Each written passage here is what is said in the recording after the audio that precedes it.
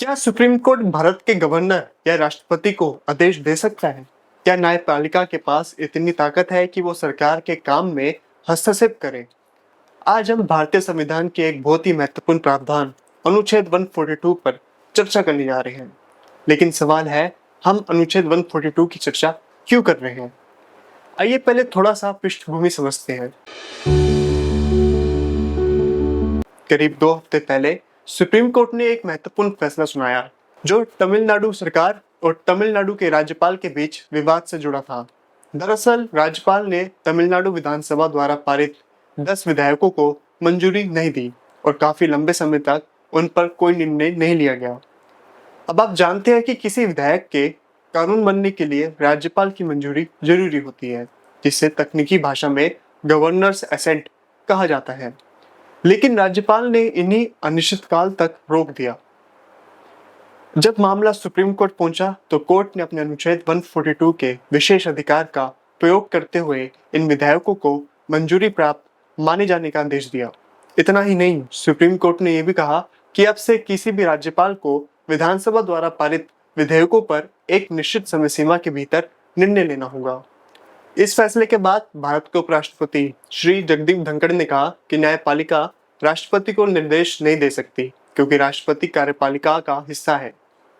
जब एक अंग दूसरे अंग को निर्देश देता है तो ये संविधान में वर्णित शक्तियों के पृथक्करण यानी कि सेपरेशन ऑफ पावर के सिद्धांत का उल्लंघन होता है। उन्होंने अनुच्छेद 142 को लोकतांत्रिक व्यवस्था पर परमाणु हमला बताया। उन्होंने कहा कि इस अनुच्छेद के माध्यम से न्यायपालिका कानून बना भी रही है और लागू भी कर रही है, जो संसद और कार्यपालिका के अधिकार क्षेत्र में आता है। अब सवाल है, अनुच्छेद 142 है क्या? भारतीय संविधान का अनुच्छेद 142 सुप्रीम कोर्ट को यह विशेष शक्ति देता है कि वह पूर्ण न्याय यानी कि कंप्लीट जस्टिस सुनिश्चित करने के लिए कोई भी आदेश, निर्देश या फैसला दे सकता है, चाहे उस विषय पर कोई कानून हो या ना हो। उदाहरण के तौर पर, क्या सुप्रीम कोर्ट भारत के गवर्नर या राष्ट्रपति को आदेश दे सकता है? क्या न्यायपालिका के पास इतनी ताकत है कि वो सरकार के काम में हस्तक्षेप करे? जब कार्यस्थलों पर महिलाओं के यौन उत्पीड़न को लेकर कोई स्पष्ट कानून नहीं था, तब सुप्रीम कोर्ट ने विशाखा गाइडलाइंस जारी की, जो बाद में संसद द्वारा बनाए गए कानून का आधार बनी। अगर कोई झगड़ा हो रहा है और कानून चुप है, तो सुप्रीम कोर्ट कहता है, क्यों लड़ रहे हो? आओ मेरे पास, मैं तुम्हें इंसाफ दूंगा। यही है अनुच्छेद 142। जब कोई रास्ता ना हो, तब न्याय का रास्ता खुद बनाना। यह अनुच्छेद सुप्रीम कोर्ट को यह भी अनुमति देता है कि अगर कोई विवाद हो रहा है और उसका समाधान किसी कानून में स्पष्ट नहीं है, तो सुप्रीम कोर्ट स्वयं हस्तक्षेप कर सकता है और न्याय कर सकता है। यह शक्ति कार्यपालिका और विधायिका के बीच आने वाले शून्य यानी कि लीगल वैक्यूम को भरने का काम करती है। इसी तरह अनुच्छेद 262, जो दो राज्यों के बीच नदी जल विवादों को लेकर है, कहता है कि संसद कानून बनाएगी और ट्रिब्यूनल फैसला देगा और इस पर कोई अदालत हस्तक्षेप नहीं कर सकती। लेकिन फिर भी सुप्रीम कोर्ट ने कावेरी जल विवाद में जनहित का हवाला देते हुए अनुच्छेद 142 का प्रयोग किया और ट्रिब्यूनल के फैसले को संशोधित कर दिया। तो क्या अनुच्छेद 142 एक अनंत शक्ति है? उत्तर है हाँ भी और ना भी। हाँ, क्योंकि वैवाहिक रूप से सुप्रीम कोर्ट ने इसका प्रयोग कई बार बहुत व्यापक तरीके से किया है। नहीं, क्योंकि खुद सुप्रीम कोर्ट ने समय समय पर इस शक्ति पर स्वयं ही सीमाएं लगाई हैं। उदाहरण के लिए, सुप्रीम कोर्ट बार एसोसिएशन बनाम भारत सरकार केस में सुप्रीम कोर्ट ने कहा कि अनुच्छेद 142 की शक्ति पूरक यानी कि सप्लीमेंट्री है, वैकल्पिक यानी कि अल्टरनेटिव नहीं। इसका इस्तेमाल संसद द्वारा बनाए गए कानूनों को नकारने के लिए नहीं किया जा सकता। ये शक्ति नए कानून बनाने या किसी मौलिक अधिकार को छीनने के लिए नहीं है। इसका प्रयोग केवल न्याय सुनिश्चित करने के लिए किया जा सकता है। दोस्तों, अब जरा और गौर कीजिए। आर्टिकल 142 का जो प्रारूप था यानी उसका ड्राफ्ट, जिसे संविधान सभा में आर्टिकल 118 के नाम से पेश किया गया था, उसे बिना किसी चर्चा या बहस के ही स्वीकार कर लिया गया। जी हाँ, ना कोई सवाल, ना कोई संशोधन, ना ही कोई गहन विचार।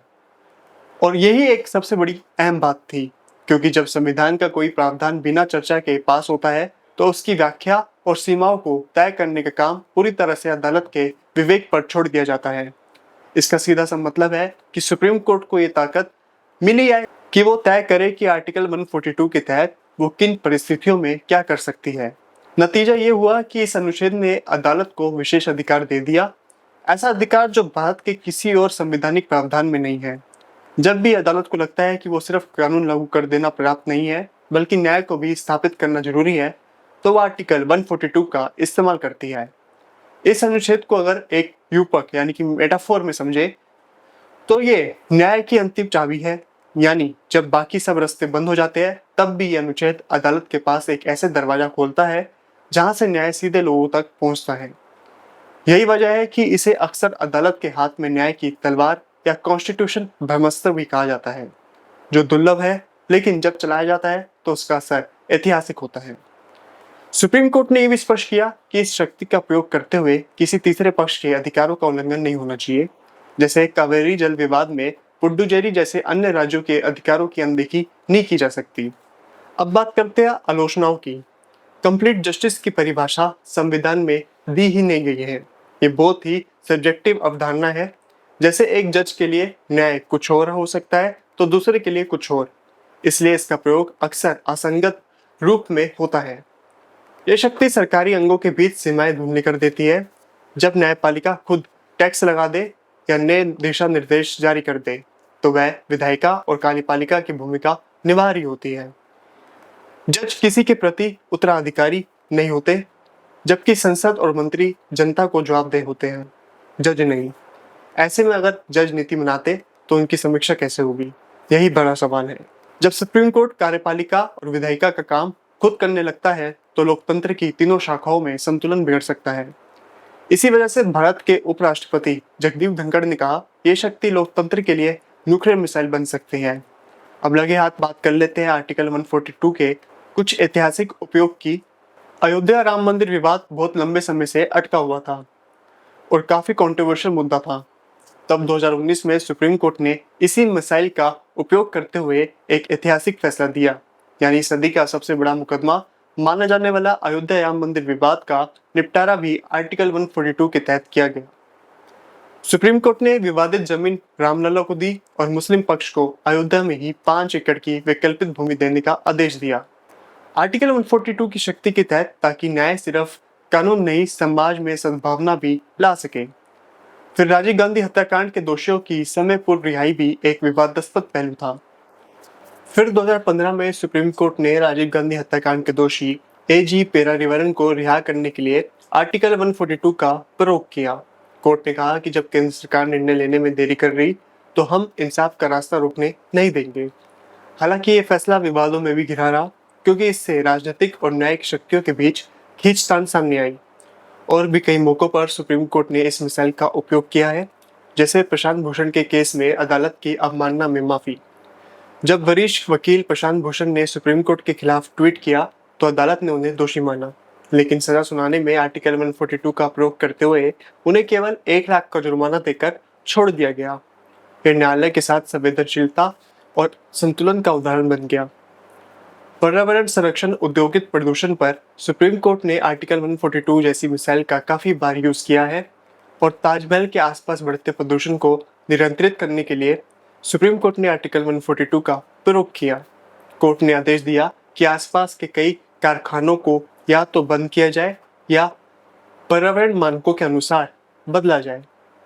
तो आप समझ गए होंगे कि अनुच्छेद 142 कितना शक्तिशाली है, लेकिन ये शक्ति जितनी बड़ी है उतनी ही जिम्मेदारी भी साथ लाती है।